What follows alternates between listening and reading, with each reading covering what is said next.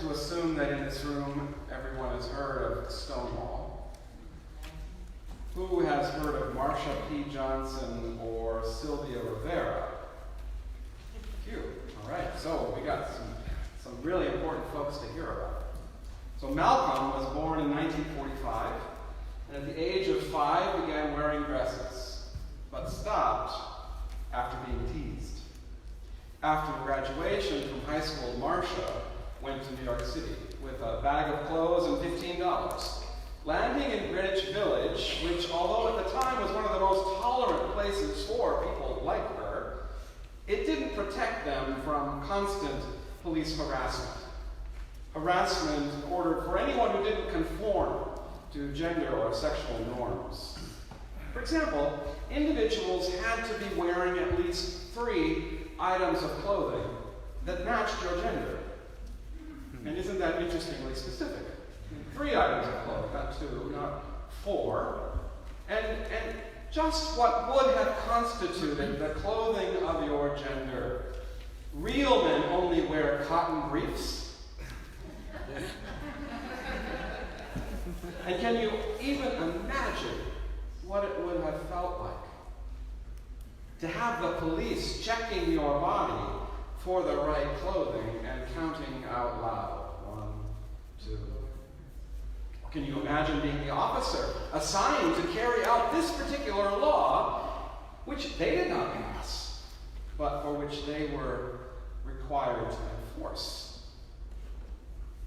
By anatomical exam, if necessary. Those were small indignities, however, in the face of the larger reality that no one would hire someone like Marsha. So like a lot of others at the time, Marsha was frequently homeless and often worked as a prostitute to survive. She was religious. She loved Jesus. She said, because he is the only man I can trust. He listens to all my problems, and he never laughed at me.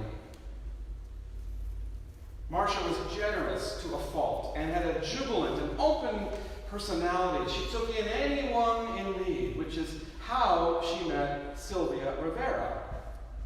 Sylvia's father abandoned her at birth, and her mother killed herself when she was 3 years old.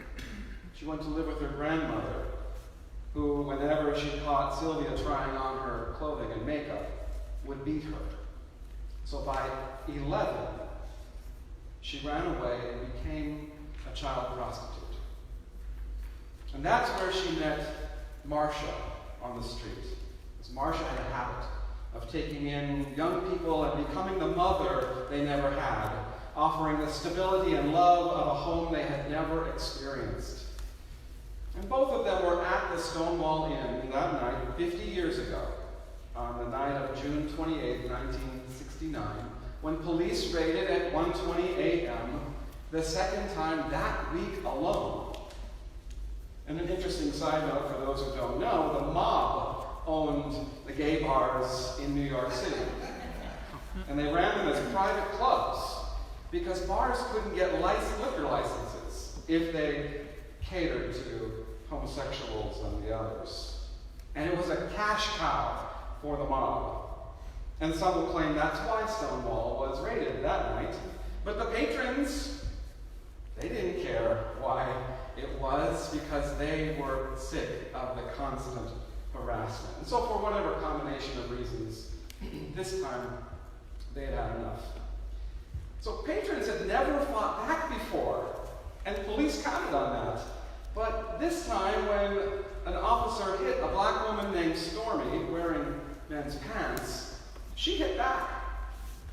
They tried 3 times to push her into the police car, and she kept fighting her way out. And so someone yelled, "Turn the car over."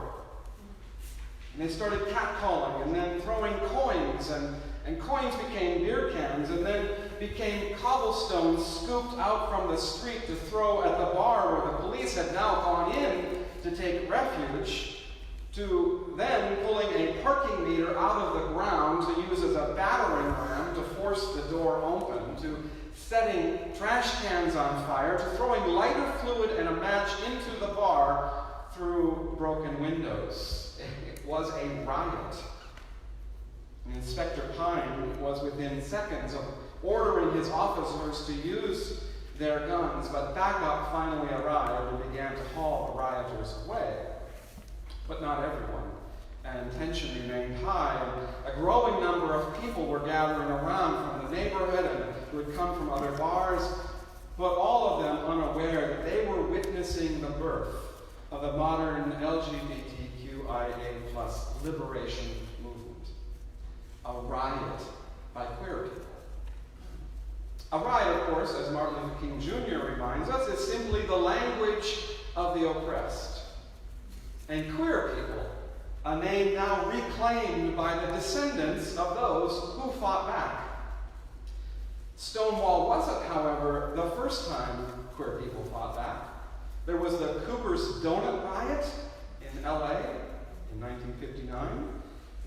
I'm seeing the heads bobbing up and down. I love that we know our history. There was the Compton's Cafeteria Riot in San Francisco in 1966, and the sit-in at Julius's in New York City.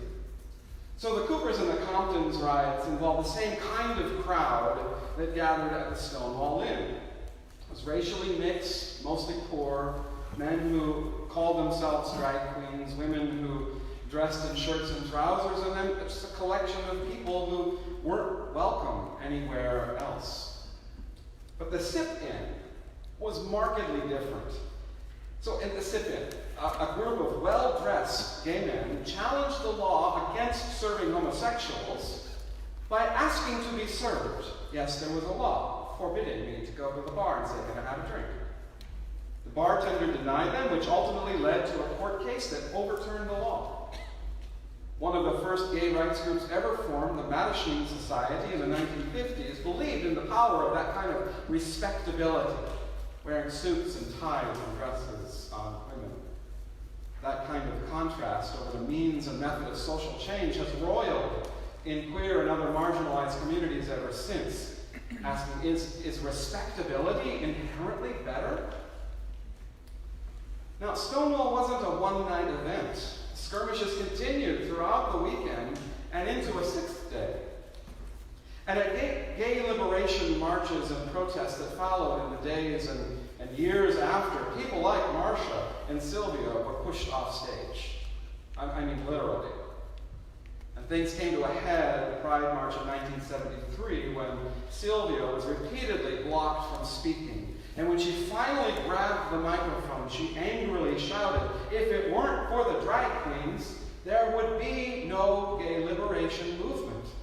We're the frontliners." Well, Sylvia was booed and jeered, and she took the rejection hard. And after the speech, she attempted suicide. Marsha found her and saved her life. Sylvia eventually gave up activism, but not before she and Marsha co-founded an organization known as STAR, Street Transvestite Action Revolutionaries. Marsha pressed on and continued to mother kids who escaped the brutality of their own homes to seek love and acceptance in New York City. In the 1980s, she began caring for people with AIDS and disproportionately affecting those same young black and brown people who looked up to her. And then her life ended in tragedy when her body was found floating in the Hudson River in 1992. Police immediately ruled it a suicide. Friends knew she had been murdered. She had been the victim of repeated violent attacks. And to this day, the case is still open. In fact, there's a documentary on Netflix right now about Marsha's death and life. And I'd love for you to watch it and get to know Marsha and Sylvia. Sylvia died in 2002. So New York City, earlier this month, announced that both will be honored with a monument. It will be the first such dedications to transgender people in the world. The current statues outside the Stonewall Inn, which is now a national monument designated by President Obama, well, the statues outside are rightly criticized for not portraying real heroes like Marsha, who was black, and Sylvia, who was Latinx. both of whom called themselves drag queens. So in the intervening 50 years, so much has changed. And so little has changed. Denver's first Pride event was in 1975. It was a small gathering. And the first parade was the following year. Sherry was there. And she told me it wasn't much of a parade, but Pernell Steen, I'd love to know who that is, Pernell Steen and his band played in the back of a flatbed truck. She said. Which is quite unlike this last parade we had a few weeks ago with hundreds of thousands of people, which was officially titled the Coors Light Denver Pride Parade. Those who have lived in Denver longer than I know that's an unlikely alliance. To which I ask, so is that social progress or just smart marketing? While I was marching, I saw a tiny little hand-printed sign, I doubt few people saw it, about this big, and it said, "Queer liberation or rainbow capitalism." And it's nice to have respectable businesses show their support. There were hundreds of float entries, including from major banks, dentists, car dealers, insurance and accounting firms, Xcel Energy. But would any of them have allowed Marcia and Sylvia to ride on their elaborate and expensive floats? Indeed, how little has really changed. Instead, trans women of color like Marcia and Sylvia are still among those most likely to experience violence and death. Rejected youth are still homeless, and prostitution is still used as a means of survival. The murder rate for trans women of color is outrageous. I looked up the statistics on Friday as I was writing this, but before I could get to them, I read the story that just that day, Brooklyn Lindsay was found dead in Kansas City on the same street corner where Tamara Dominguez was murdered 4 years ago. Last year, while President Bone Spur was preparing to ban the proud and brave transgender soldiers already serving, 29 trans women of color were murdered. Now, at the same time I say it really actually feels good to have people want to support you. And especially for our power to have increased so exponentially, and especially in the United Church of Christ. During seminary in the late 1980s, I went out and spoke to churches who wanted to see a live homosexual. I would allow them to debate my humanity. I let them ask why they should accept me. I listened as they complained that next it will be the pedophiles asking for compassion. After guest preaching one Sunday, a woman walked around me looking up and down. And she said, "I've never seen one of you in person before." And she was actually pretty nice and genuinely curious, if not a little creepy. But it was soon after that I decided to end the Being on Gay Parade and declared the debate over me done. And on the national setting of the UCC, the debate has also largely been settled. At least we thought so until a new kind of resolution came to General Synod this past week in Milwaukee. So after the last 15, 20 years, a significant number of the most conservative UCC churches have left, especially after the General Synod vote that declared support for marriage equality in 2005. Though, we really have to be fair. Conservatives have been leaving the denomination since 1948, when they formed a separate denomination called the Conservative Congregational Christian Conference. So I'd like people to back off on blaming LGBT people for the decline of the church. But after 2005, a group remained. However, a group remained and organized themselves into what's called the Faithful and Welcoming Churches movement, which is to encourage UCC churches, pastors, and members who consider themselves ECOT, which is evangelical, conservative, orthodox, or traditional, for them to remain in the UCC rather than separated. And about 70 churches affirm this affiliation, while on the other hand, over 1,500 churches have now formally declared themselves open and affirming. That's about 1/3 of all our congregations. The other 2/3 are on a range from being open and affirming in practice but not name, to ones who won't talk about it for fear of splitting their churches, to ones who do have more in common with folks who call themselves faithful and welcoming. Well, a resolution came to General Synod to deny the faithful and welcoming folks a booth in the exhibit hall. And the reason? Their promotional material said, 1, marriage is reserved for one man and one woman. 2, churches should change their bylaws to disallow practicing homosexuals as clergy and same-sex marriages in the church. And 3, to use a litmus test in clergy interviews, whether they would consent to officiate at same-sex ceremonies. And the argument was that if they are banned from the exhibit hall, then attendees would be spared the trauma of encountering their, quote, emotionally and spiritually hurtful message. Should a denomination whose resolutions call for marriage equality and affirm LGBTQ clergy include a space for a group whose values are at odds with that? But it wasn't just about exhibit space. And what would that say to conservatives wishing to remain in the UCC?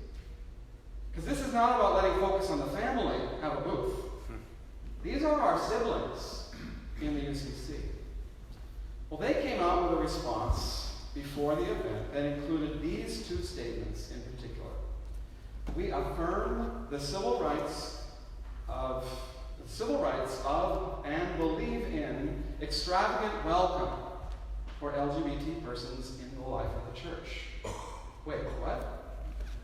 And we acknowledge with deep regret past and present pain inflicted on LGBTQ persons by self-identified evangelical, conservative, orthodox, and traditional persons within and beyond the UCC.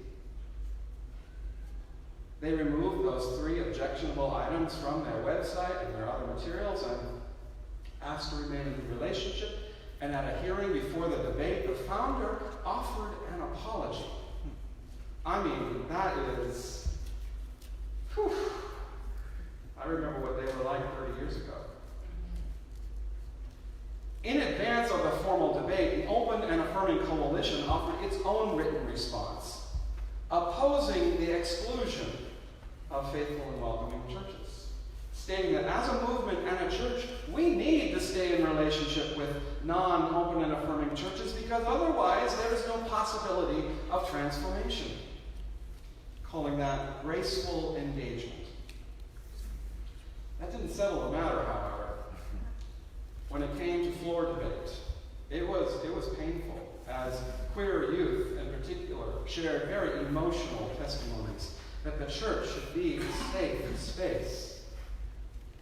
So the counter-arguments in support of the conservatives were often by LGBTQ people, including one pastor whose own ordination was set back.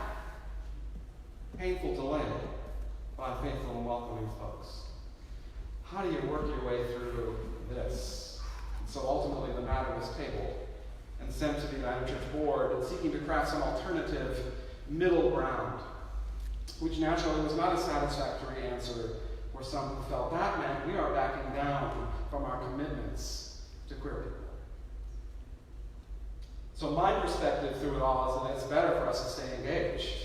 And I'm grateful for the presence of anyone in our denomination who wishes to be in graceful engagement. Because at this moment in our country's history, as we struggle to talk to one another across lines, hard lines, this can demonstrate it's possible that we are transformed by being in relationship with one another. And it is such a stark contrast to the United Methodist Church right now on the brink of schism, because conservatives very angrily want to force progressives just get out of our church, progressives and moderates.